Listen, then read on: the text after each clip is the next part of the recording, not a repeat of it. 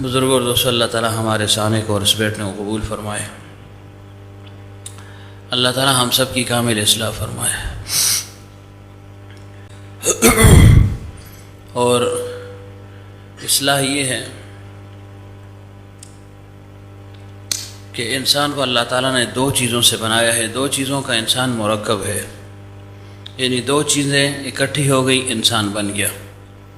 ایک کو روح کہتے ہیں اور ایک کو نفس کہتے ہیں۔ نفس کو بالفاظ دیگر آپ جسم بھی کہہ سکتے ہیں، نظر آنے والی چیز ہے یہ، اور روح وہ نظر نہ آنے والی چیز ہے۔ ان دو کے مرکب کو انسان کہا جاتا ہے۔ روح ہی روح ہو، انسان نہ ہو، نفس نہ ہو، صرف جسم ہو لیکن بغیر روح کے ہو تو اس کو انسان نہیں کہا جاتا۔ اور اگر روح ہے جسم نہیں ہے تو اس کو بھی انسان نہیں کہا جا سکتا، اور صرف جسم ہے پڑا ہوا ہے اس میں روح نہیں ہے تو اس کو بھی انسان نہیں کہا جا سکتا۔ دونوں ہوں گے، اکٹھے ہوں گے، پھر اس کو انسان کہا جاتا ہے۔ اور روح جو وہ اصل ہے اور بادشاہ ہے۔ اب دیکھیں، انسان کا یہ جسم ہے، جب تک ہم زندہ ہیں ہمارے اندر روح ہے تو ہمارا ہر عضو حرکت میں ہے، ہر عضو کو ہم اپنی مرضی کے مطابق استعمال بھی کرتے ہیں۔ دیکھنا چاہیں تو دیکھ سکتے ہیں، نہ دیکھنا چاہیں تو پابندی لگا سکتے ہیں، آنکھوں کو بند کر دیں تو نہیں دیکھیں گے۔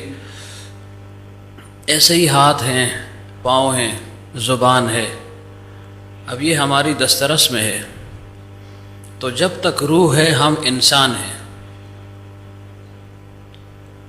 پھر ہمارا نام بھی ہے، ہر ایک کا اپنا نام ہے، اس نام سے اس کو پکارا جاتا ہے۔ لیکن جیسے ہی انسان سے یہ روح نکل جاتی ہے، جسم بعینہ ہی وہی ہے، آنکھیں بھی موجود ہیں، کان بھی موجود، زبان بھی موجود، اعضاء و جوارح، ہاتھ، پاؤں، سر، جسم، دھڑ، سب کچھ موجود ہے۔ لیکن اس کو پھر آپ بھی انسان نہیں کہتے، نہ یہ کہتے ہیں کہ فلاں پڑا ہے، بلکہ یہ کہتے ہیں کہ لاش پڑی ہوئی ہے۔ سب موجود ہے لیکن روح کے نکل جانے سے نام ہی بدل گیا، لاش بن گئی۔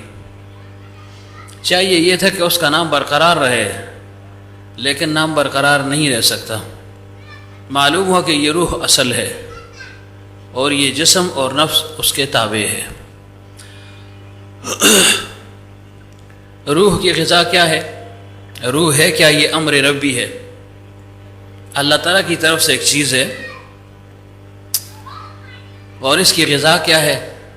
اس کی غذا آسمانوں سے آ رہی ہے، ذکر ہے، تلاوت ہے، عبادت ہے، نوافل ہیں، یعنی جو نیکی کے کام ہیں، یہ اس کی گویا خوراک ہے، غذا ہے۔ اور نفس کا تعلق، جسم کا تعلق زمین کے ساتھ ہے، تو جب زمین میں جو کچھ بھی ہے یہ سب اس جسم کی اور اس نفس کی خوراک ہے۔ تو بہرحال عرض یہ کر رہا تھا کہ اب زمین میں ظاہر شہوات بھی ہیں، لذات بھی ہیں، گناہ بھی ہیں، فسق و فجور بھی ہیں، سب کچھ ہے، اور روح بالکل پاکیزہ تر ہے۔ اس کی غذا بھی بالکل صاف ستھری ہے، کسی قسم کی اس میں آمیزش، ملاوٹ وہ نہیں ہے۔ کیوں؟ آسمان سے اس کا رزق آ رہا ہے۔ جیسے اللہ تعالیٰ کی ذات بلند ہے، عظمت والی ہے، ایسے یہ بلندی اس روح کو بھی اللہ تعالیٰ نے عطا فرما دی۔ اور پھر یہ میں نے عرض کیا کہ اصل روح ہے، جسم اس کے تابع ہے، نفس اس کے تابع ہے۔